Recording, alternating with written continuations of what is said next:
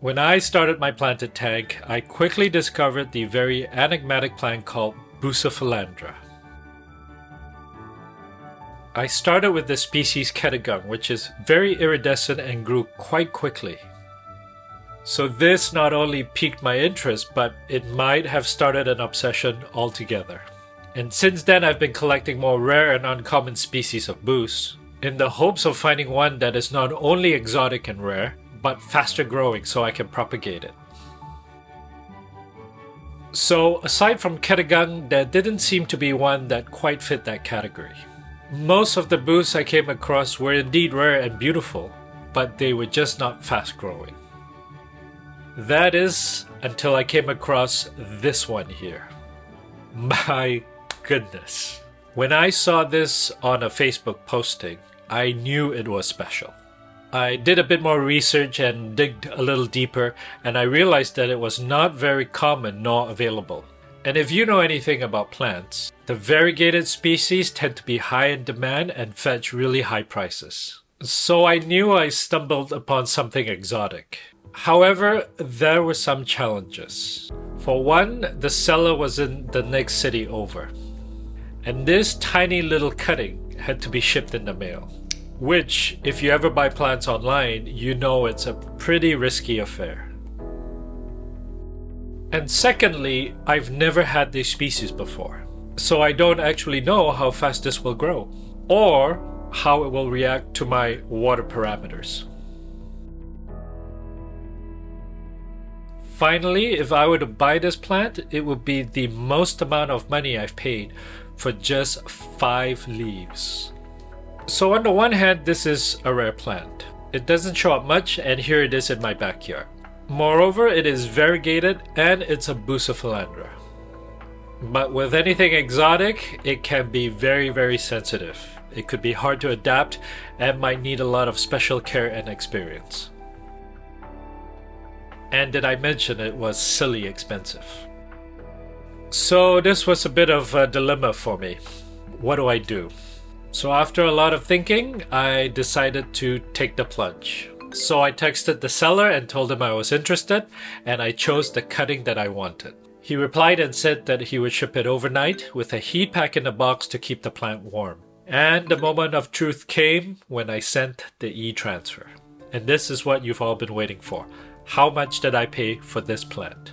So for this 2-inch long plant with only 5 leaves, I paid 118 Canadian dollars or 85 USD. This was a really hard swallow. Not to mention it has yet to endure shipping and transitioning into a new aquarium. If this doesn't make it and wilts in shipping, I would have just flushed $120 for the tiniest salad ever. But as the saying goes, high risk, high reward, right? And this was a calculated risk that I was willing to take.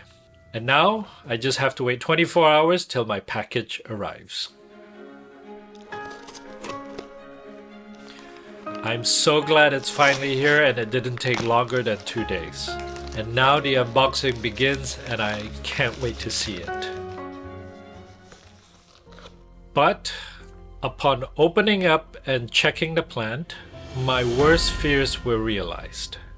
Some of the leaves were mushy, and in fact they just fell apart when I touched them. I had to take a minute to compose myself. But fortunately, when I looked closer, I saw that there were 2 leaves that were in good condition. So without wasting any time, I quickly glued it to a rock, so that I could get it into my aquarium and start the recovery process immediately. You can see the shrimps and snails immediately start working on the dead leaves. And I found a darker and quieter corner in the tank to let it settle for the next few days and pray that this survives. It has been 2 full weeks since I've got this plant. Much to my surprise, it is not only doing better, it has started to sprout new leaves. I count a total of 9 baby leaves that are coming out. Look closely and you can see them right here. Oh my goodness, what a relief. I mean, not only is this plant recovering, it is growing relatively quickly. And I'm so looking forward for the weeks to come to see how it does and how it turns out. When I started this journey, I wanted to have a beautiful planted aquarium. And little did I know it would not only grow into an interest for aquascaping, but also for starting this YouTube channel. So aside from buying expensive rare exotic plants, I saw that there was an interesting metaphor at hand. The lesson being that if I wanted to grow as an aquascaper or a content creator, I had to take uncomfortable and calculated risks. There was no avoiding it. And not all risk will end in success. Plans die, videos flop. But for those instances that do make it, I now have the very valuable lesson of what works. And that will never go away. They will become the hallmark of this very personal journey.